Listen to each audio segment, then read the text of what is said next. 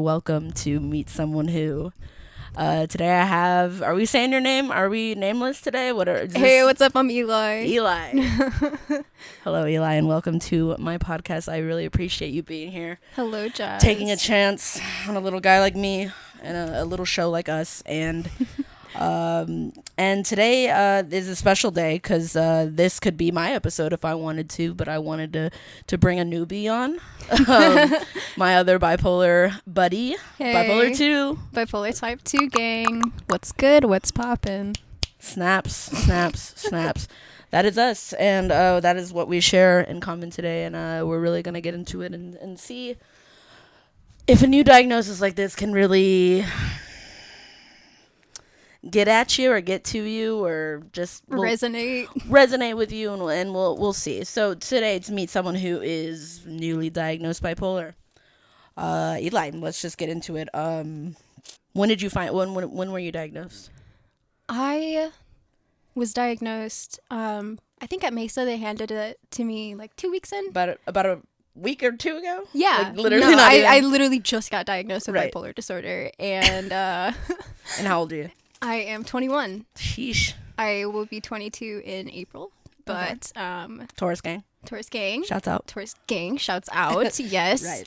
So, all right. Okay. So you're bipolar. You've known for 2 weeks. Yeah. You're letting it stew. This is stewing time. The longer it stews, the more I realize that I have known since I was probably like 11. Yeah, that's when I was just saying on my last podcast with Steffi, my first podcast with Steffi, she was saying that most things manifest for people at like 10 or 11. And that's why I was like, yeah, I was depressed at 10. Like, no, seriously, yeah, because she felt like she developed her symptoms when she was 11 or 12. So literally like laughing and then tears within the same hour. Yeah. And a lot of people think that since I'm assigned female at birth, and that I was on the cusp of prepubescence, everyone just lumps it in with, it's just hormones. Right. This is just what's going to happen. And for a while, I was able to fool myself into thinking that too. Like, I'm just being hormonal. But it would get dark fast. Like, no, rapid. They don't call it rapid cycling. They don't call it rapid cycling for fucking nothing. For fucking nothing. Because, man, and I was just going and going and going. And there was a lot of situational stuff, too. Mm-hmm. Where you couldn't even tell, like, hey, is that because I'm a certain way, or is it because everything else is a certain way? Exactly. And I just happen to be caught in it.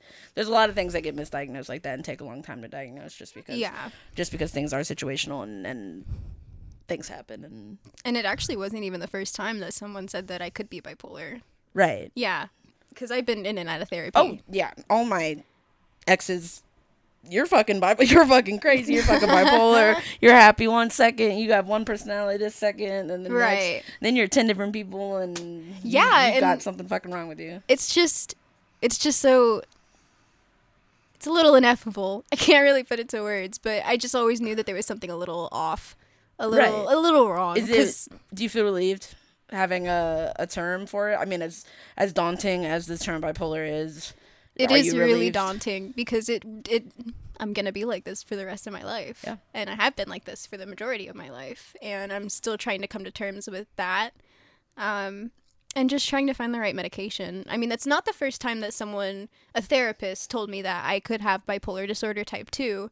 Right. I was actually seeing a therapist near like the end of 2019. And after like 2 weeks, she was like, yeah, I think you're like different every time you come in. Right. It would be like 0 to 100 sometimes, right? Yeah. No, seriously. Like, and I've been rapid cycling pretty heavy for the last week. Today is the first day since like last Sunday that I've been feeling kind of steady. Good. Yeah, thank you. Yeah, that's great. It's great. I'm assuming since you just got diagnosed, you're on new meds? Or are they up your meds? I'm still on the same stuff that they put me on. I take Abilify. Okay. I take Zoloft. Shouts out to Zoloft. Shouts out. Zoloft sponsored my 2014 temporary UNT dropout. Brought to you by this is brought to you by sertraline. Brought to you by sertraline and the overdose that you cannot have on it. Mine was Celexa. And it's so okay. We're both laughing. Like. This is gonna get weird. But I overdosed 6 years ago on like off-brand Celexa. Okay. And they don't pump your stomach or anything. They were like, yeah, that shit was harmless. Yeah, that's what happened. We just flushed you with water. And I was like, oh, that's so embarrassing for some reason. Temazepam was the last one I tried to do it with there. I don't even know what happened. I just woke up with JPS 2 days later. Yeah, so. No, because I take temazepam right now to sleep. And boy, if that shit doesn't knock me out, like within the hour, I'm down for the count. It was like the very first time I got prescribed trazodone because that's what they gave me at Millwood because I kept waking up. And I still... Millwood, awful psychiatric facility, yes. Yes, Millwood Mental Hospital and Rehabilitation Center. Their motto is, we believe in people. I think their motto should be, we're going to drug you up and sit you in a hallway. Because that's just what happens. All fucking day. And give how you old were you in Millwood? Oh, I was 15. It was right at the end of 2014. There was just a lot going on. Being someone who's been inpatient to multiple different, a public facility, a private facility, you've never been inpatient again since then? No, never. Because, and it's not for lack of trying. No, right. Because you go and you get assessed, and sometimes you need to be inpatient, sometimes you just need to be outpatient. But I'm wondering the difference in therapy or things you do as opposed to being an outpatient in an adult facility. Are there more precautions, like you don't go outside, you don't... We did get time outside. Right. We did get time outside, yeah. I only saw a psychiatrist one time in the 8 days that I was there, just to get me on whatever prescription. There was just this really big feeling that, like, no one really gave a fuck about you. I hit it off pretty well with the people that I was with. It was the adolescent girls wing. We weren't allowed to talk to anybody outside of the wing. Right. But no, it was all group therapy. But the questions weren't as thought-provoking or as moving as the ones that we get in Mesa. Yeah. Because they're expecting maybe not so emotionally thought out. Exactly. Yet. And a lot of people, I was one of the only people that was in there for a suicide attempt anyway. There were a lot of people that were in there largely for anger issues, for, it's just anger issues, and then people that are misplaced with foster care in the system. Oh, okay. I was one of the only people that had tried to kill themselves. And so you're feeling like you're not getting any kind of special care? No, not really. You're lumped with the system kids. But at that time, I wasn't really focused on getting better or acknowledging that there was anything going on because of my home situation and the invalidation that I had received up to that point. Okay. So it was a lot easier to I faked my way out. I just acted like I was fine. Yeah. Because I wanted to go home. I did not like it there. Well, that's the thing with people that are bipolar. Usually, I read a lot about, ever since I've been diagnosed, I've been reading a lot about how your brain's different because you're bipolar and what's different about you. And one of the prevalent things was you're really intelligent. Oh, well, that's news to me. Kanye says, name one genius that ain't crazy. Like, kind of like that. But bipolar people, they're usually they're usually in those gifted and talented classes, those Excel classes. They usually, because, and it's sad, but it's because of childhood trauma. Let's pretend that two people have trauma. One person's trauma happened when they're 3 years old. That's what woke their body up. That's what, something traumatic happened to them. They're 3 years old. They turn into adult right then. Yeah. They know bad things exist right at 3 years old. And you live in threat mode after that. You live in flight or fight, who's going to hurt me next type. So 3 years old as opposed to someone who has trauma from 20. They're both trauma, but that 20-year-old didn't have to learn that the world was bad till they were 20. Yeah. As opposed to that 3-year-old. So when somebody's bipolar or has DID or things like that happen because of childhood trauma, it makes them more socially aware. Do you feel like if you weren't as socially aware, you wouldn't be so sad all the time? Exactly. If I didn't know that sadness existed, I wouldn't be fucking sad all the time. Right. If I didn't realize how fucked this country was and how ungovernable the people are, and that wearing a mask turned into a whole public political debate. A whole thing. We're on beer number 2 for jazz. I don't know. And I think a lot of mine was largely hereditary. Since I got diagnosed, I told my dad, my biological father, and a couple days later he called me and he was like, I think I have that too, and I think my mom has it too. And I think my sisters have it too. And I was like, well. It's largely hereditary. And it's based on behavioral nurture versus nature type shit anyway. And like, if you were born in a room and didn't have any interaction with anybody, would you be bipolar? Would it be taught to you? You don't fucking know. Yeah. And that's the scary part. Yeah, no, I'm pretty sure my dad has bipolar disorder. I'm pretty sure something's up with my mom, but my mom doesn't really do the whole talk about your feelings thing. Yeah, that's why I am the way that I am.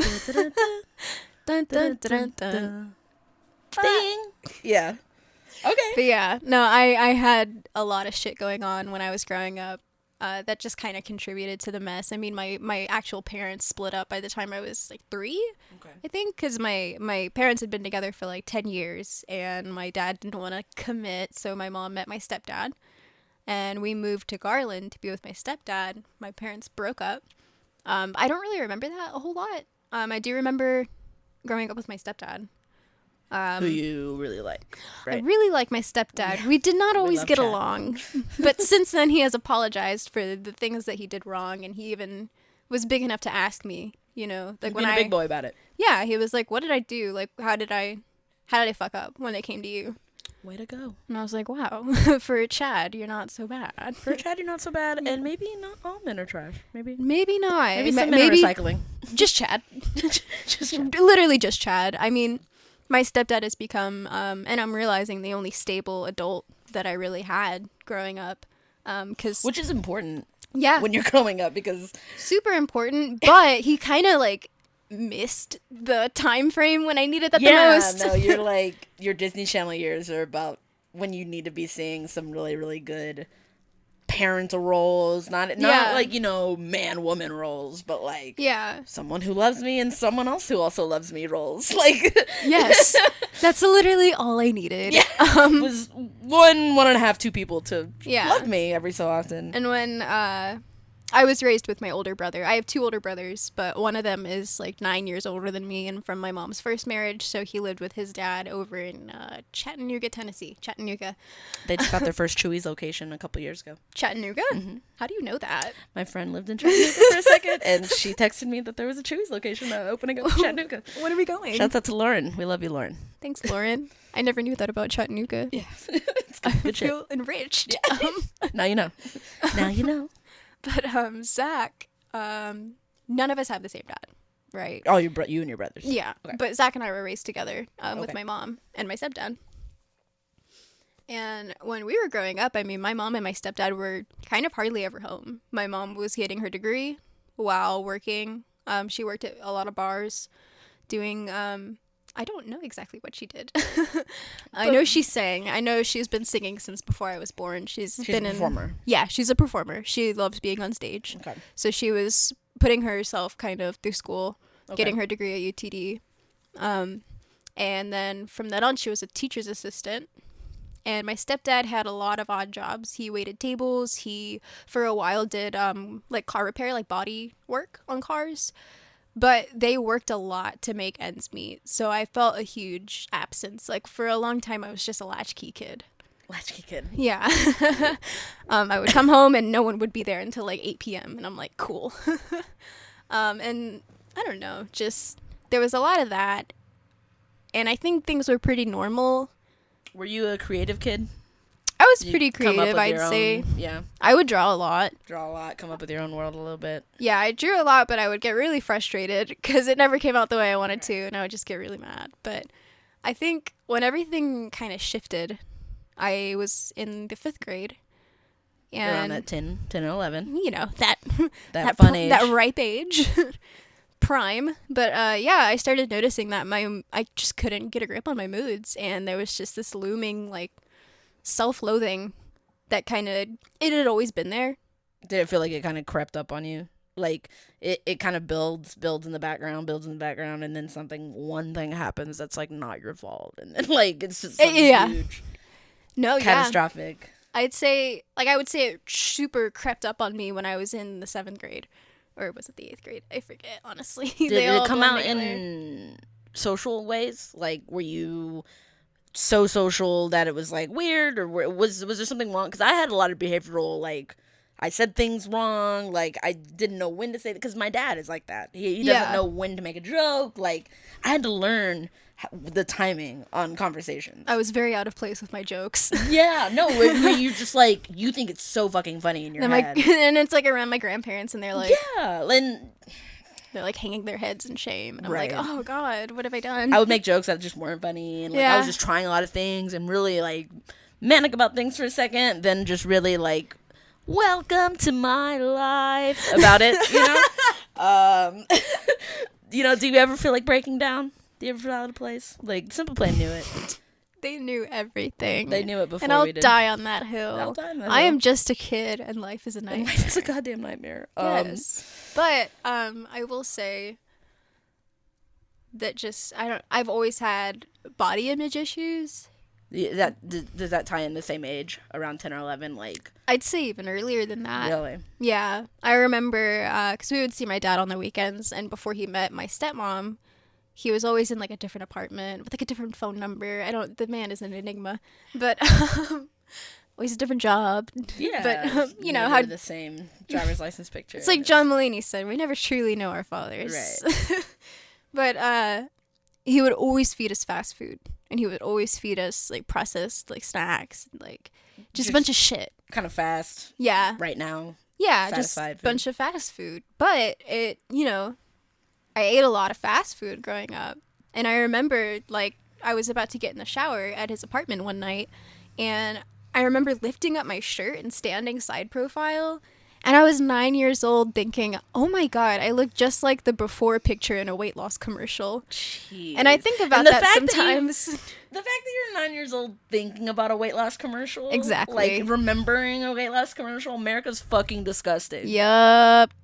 But yeah. Jeez. Body image and dysmorphia has always been extremely rough for me. It's like my longest standing issue. Really? It's almost at the root of everything. Yeah. That's not hereditary.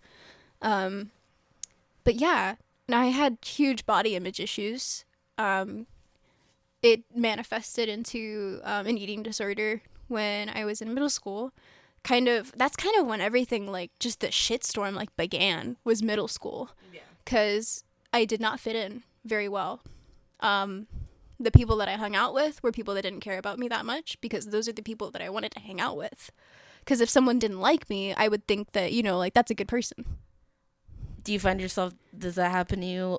Maybe not anymore, but, like, growing up, you always liked the people that did not give one single fat, wet fuck about you. Like. Yes, exactly. At all. Fat and wet fuck. It's almost like a challenge. Yeah. Like to get I'm them gonna to get like them you. to like me. Yeah. That's how I saw it. And if someone liked me, I was like, oh God, they're probably like me. They're probably fucked up or something. They're probably weird. They just want friends. Like, yeah. They just want some numbers. And, like, I'm just a body. Yeah, exactly. But it wasn't going that well. My whole friend group pretty much just didn't care about me.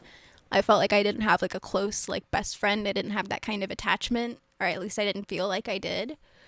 And one night, now it's gonna start getting really shitstormy. Okay. I remember I got my umbrella. My mom and my stepdad just kind of, like, yelling at me over something. I think it was about my room not being clean. Easy. Yeah. Because I never had a clean room. Never, ever, ever. But I just started self-harming. They left the room. Right then and there. Just right then and there. And I mean, they weren't there, like, in front of me. Well, yeah, but after that interaction. That was my first time doing that. Had you seen that somewhere? One of your friends did that? Like, what introduced you to the idea, like, I should do that? I've always been curious, like, because I've self-harmed in a lot of ways, but never that way, specifically. Right, yeah.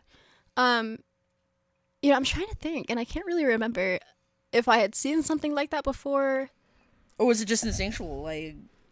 It might have been. That I can't give you a clear answer on, and I'm sorry, right. I just can't. I can't remember, but I know one thing for sure is that I straight up hated myself. Yeah.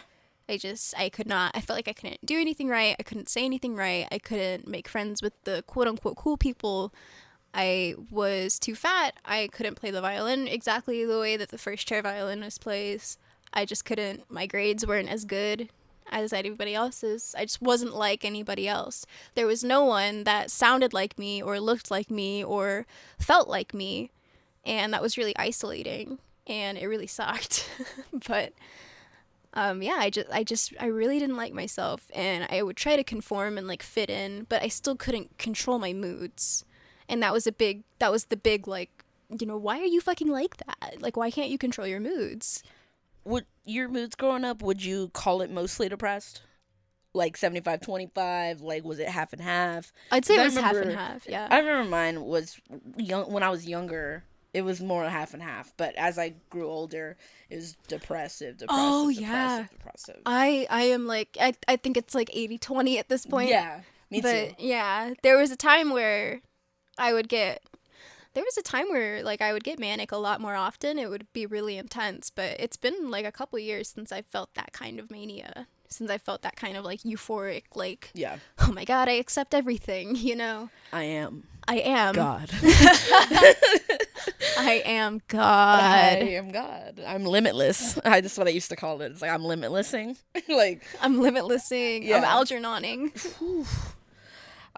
Okay, so early childhood years, we've been known. We are bipolar, and Katy Perry can sing about us all she wants. Yeah. And it's fine. You know what? I love singing that part. It's like, you know, got a case of the Love bipolar. Yeah. I was like, that's I'm me. Shut stuck on a roller coaster. Mm-hmm. I cannot get off this ride. Hot and cold. Yes.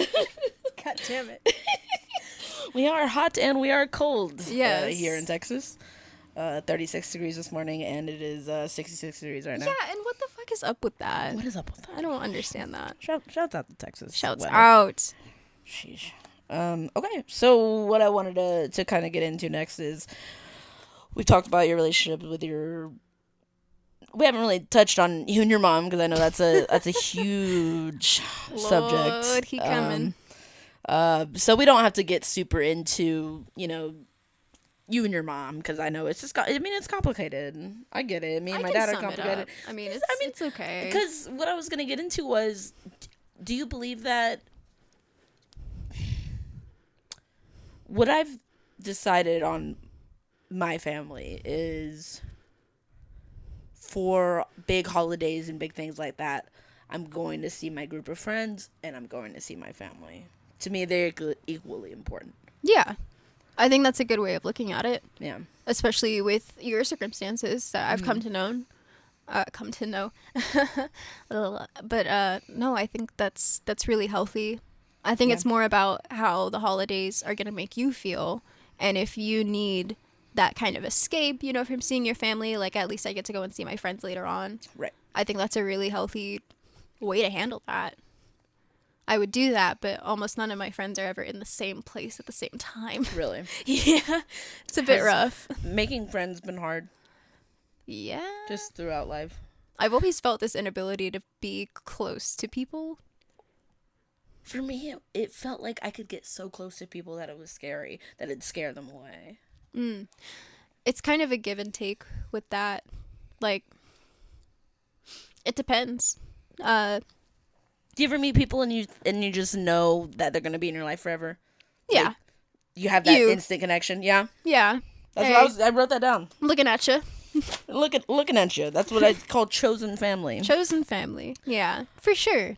I also think that happens to me too, and it's a strong feeling. It's a powerful feeling. Yeah, and it's crazy because I've known some people for almost 10 years, and sometimes I just feel this huge disconnect because we don't talk all the time. They have their own shit going on. I have my own shit going on. But I don't know. It's hard to explain, but like... No, it's like a history versus chemistry thing. Yeah. Yeah.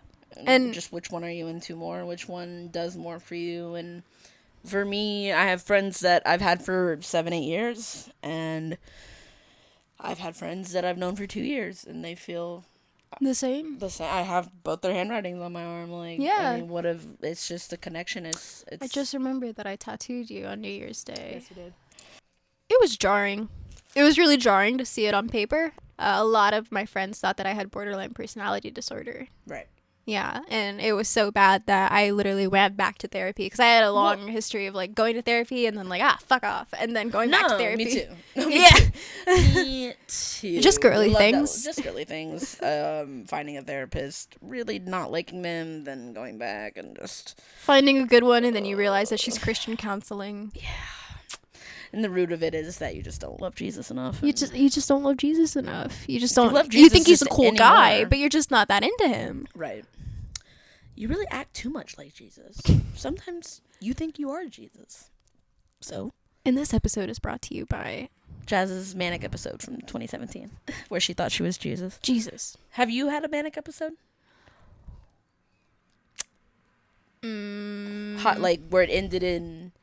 I've never been hospitalized for like a manic episode. No. I don't think my mania has ever been that severe. Okay. It's definitely hypomania. Okay. Definitely. Like where it's still on a leash. Yeah. Okay. Yeah, no, I don't want to say like unfortunately, no. But I've never had like a full out like hey, they caught my bipolar at 23. So I had my manic episode after that. For sure. But that was because I found out I was bipolar, started taking meds, graduated college, thought that I didn't need meds anymore, went off my meds. Every single time that I kind of like touch on hypomania, I'm like, what am I taking this medication for? Like I feel fine. This way naturally. I'm fine. Yeah. This is all natural. This is all me, baby. It's totally not going to end in 3 days. This is the best I've ever felt. Yes.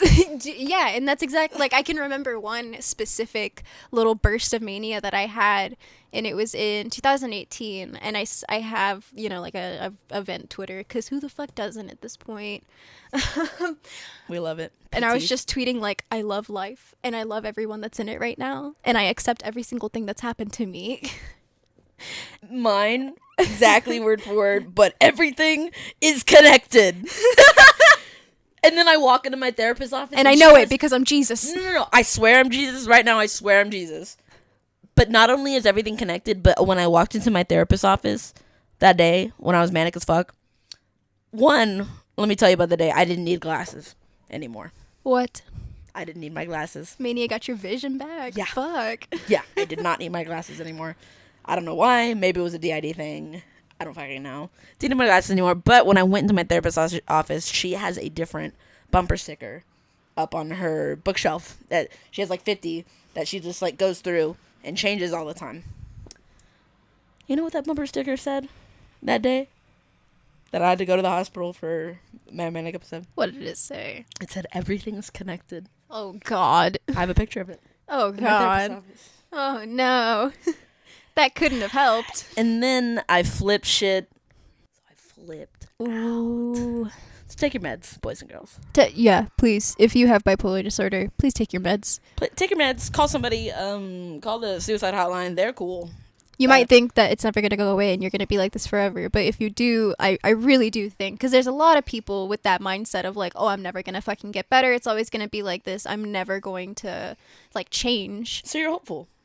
I am pretty hopeful. Yeah. Sometimes I hear that it sounds like you're hopeful. Sometimes I'm straight up not. No, I mean. But. Sometimes we're the exact opposite. Yeah, sometimes I have no fucking hope. But sometimes I have this horrible feeling that everything is going to change and that I'm going to be fine. I have my share of hopeful tendencies, I guess you would call mania them, as opposed to the suicidal ones that we have to deal with sometimes, which is a big part of being bipolar. And it's about really just not knowing how you're gonna wake up feeling. Well, I tell people I describe it like, how schizophrenia is like the voices told me to kill myself.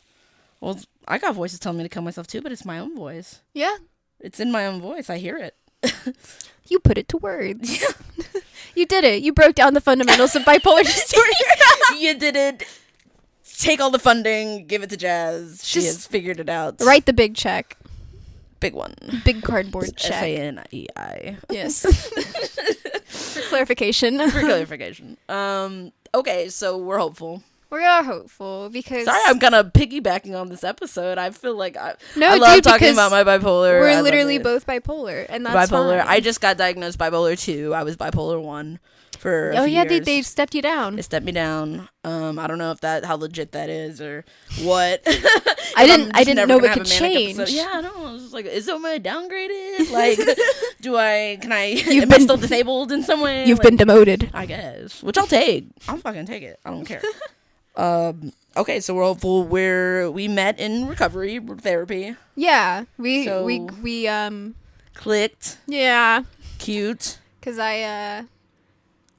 it had been a while since I was in therapy. I think I stopped going after I saw that Christian lady. And then it'll bring it down sometimes, especially when it's like, man, I'm trying to talk about me right here. Yeah, because she kept trying to convert me too, and I just wasn't down for it. I just wasn't down to be converted. Hey man, like as soon as I feel better, maybe I'll look into trying a religion out. But I don't even want to be alive right now. Like I don't want to wake up. Yeah, no, and I've always been pretty anti-religion. I mean, I respect people that partake in religion. Look, my stepdad's a Jehovah's Witness. Well, there we go. There we go. And I grew up with a Roman Catholic mom and a Jehovah's Witness stepdad. And a Baptist father. So it's pretty complex there. Yeah. There's a lot going on there. I just don't.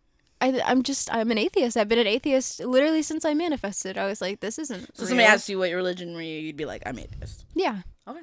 Yeah. Because I just don't. It's not for me. Okay. And I'm okay with that. Other people aren't okay with that, but I'm okay with that. Look, I say I don't care what it takes for you to be a good person. For me, it's not religion. Yeah. It just doesn't click for me. It doesn't make sense to me. I fully respect people that partake in religion. My grandparents pretty much run their Spanish Catholic ministry. And, I'm not trying to, shit on religion. It's whatever it takes. Yeah, I don't think it's completely pointless, because I do think it works for some people. I've seen people, completely turn their lives around because they've found their God or their person to worship. Mm-hmm. And that's fine. I just don't believe in it. This is not for me. It's just not for me. Okay.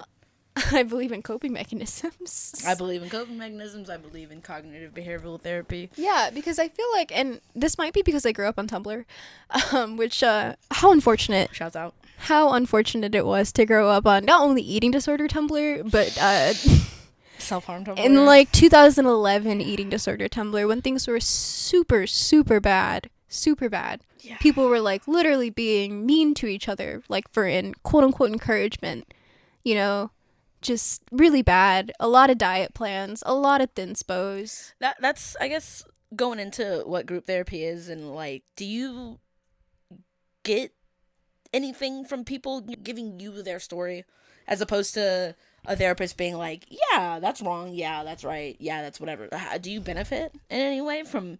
Well, this is my first time actually doing group therapy, because in Millwood I was pretty quiet during group. Okay. I didn't really participate that much because I did not give a shit about anything. I would say, I don't know. I think I benefit far more from individual sessions. But right. I do like hearing what people say. You utilize those individual sessions still. Yeah, no, and I feel like a lot of that mindset on Tumblr and just kind of that part of the internet at the time was that if you're like that, you're not going to get better. There is no recovery. It's only going to get worse. And it's kind of a battle between people, sorry to spoil it, but it does get better. Being positive to a fault. Yeah, there was a lot of toxic positivity, yes. But there was also a lot of, fuck this, I'm never going to get better. Nothing's ever going to work out, right. Which was me for a long time. That's kind of the first little step of becoming manageable, which is utilizing coping mechanisms. Yeah. And listening to the guidance of your therapist and taking your medication and being open and honest about how your medication is affecting you and being open to the kind of trial and error and fucking waiting game of finding the right medication. I think that's really important. And I want to say also that a lot of people they're not as accessible to trying, be that for financial reasons or because not a lot of people get to do what we're doing right now. No, and it's a privilege. It is a privilege. Honestly. It's a privilege, and I fully embrace that. I recognize that this is a privilege, and I recognize that I have to be appreciative of this, and I need to milk it for all it's worth, because I should have done this years ago. I remember I was at my ex-boyfriend's rehab, and they were talking about resources and help and how people can't do things for you. I'm bipolar. I show up to therapy and I say I want to feel better. They're like, okay, we'll put this. It's like, what did they say? They said it's like someone telling you to shove a square peg in a round hole. Yeah. Right. I remember you saying that, yeah. That, right? Yeah. That stuck with me because I can see it. You just got to sand it down. And they were saying it's like, okay, you're standing there with a square peg in a round hole, and they're like, okay, do it, please put the peg in the hole. And you're just there smashing it to pieces, trying to get it in there, right? And what they were saying in rehab was you can depend on your person that you depend on to hand you some sandpaper. Not to sand it down for you. Not to cut the corners for you. Yeah. Thank God we caught this. Music. Huge part of your life, yeah? Huge. Yeah. Not only listening, but also singing and playing music. You're a bassist, correct? Yes. And I'm a fledgling. Okay. Yeah. I around this time, a summer like 2019, I was in 3 different bands at the same time. 2 of which singing. Was it helpful having that outlet? It was draining. But I mean, they were all cover bands. One was like a full outfit. The other was a stripped down like acoustic thing, and the other was a side project for my friends and I and Hunter. Right.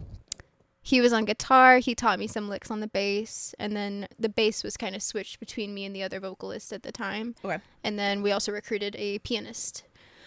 But how did that? Stressful, honestly. Stressful. So because you wouldn't. 2 of them were with my mom. And here we go again. The dynamic that I have with my mother is extremely complicated. Right. Pretty messed up, and just it's there. But yeah, it was helpful at times. I think it definitely helped me be a better singer, helped me develop some stage presence, which I thought I would have because I was in theater all in high school. But it's different when you're just singing on stage. Like, you still need to have that kind of, like, engaging thing going on. And it helped me develop a little bit of that. I'd say I was happiest when I was performing with my side project. Really? That was the only band that I wanted to be in. And it still didn't work out. And I think I still do want to pursue performing. Just even as just a hobby? Yeah. I feel like it doesn't belong to me. Because of... Explain. Well, my mom, she's, So you feel like I'm in my mom's footsteps. She wants me to be a good performer. So does that turn you off to performing? Because my dad could be like, hey, I want you to be a professional race car driver and I never drive a car again. You know what I mean? Yeah. Like... No, I understand that. And right. my mom is 100% why I stopped performing. Because I didn't like performing with her. Wow. And I felt like if I did start performing again, she would insist on me performing with her, which she still does to this day. I haven't performed in a year, and she's still asking me if I'll go to gigs with her. In the middle of a pandemic, she's still gigging, which I don't agree with, and I always say no. And then someone from the acoustic band keeps asking if I'll, like, record with him, and that, performing with my mom and I was the happiest that he'd ever been, but here's the rub. I'm not responsible for anybody's happiness. But yours. But mine, exactly. So I still very much want to perform. I still very much want to write. But maybe leaving what you had behind, like... Yeah, because I want it to be mine. Yeah. I want it to be mine, and feeling like it's not kind of sucks. Yeah. And I know that there's going to be a lot of hurt feelings. My mom made me feel like shit for quitting the bands. Yeah. I mean, it's 2021, like... Yeah, like... You got a friend with one of these boxes. Yeah, I do. And a couple mics. My partner plays guitar very well, and sometimes we play songs together. Inspiring. Thank you. I heard one of their songs is very cute. Thank you. Oh, Juno doesn't have shit on. Oh my God, too. The Moldy Peach is who? I don't know her. Don't know what anybody sees in anyone else. But you. But you. But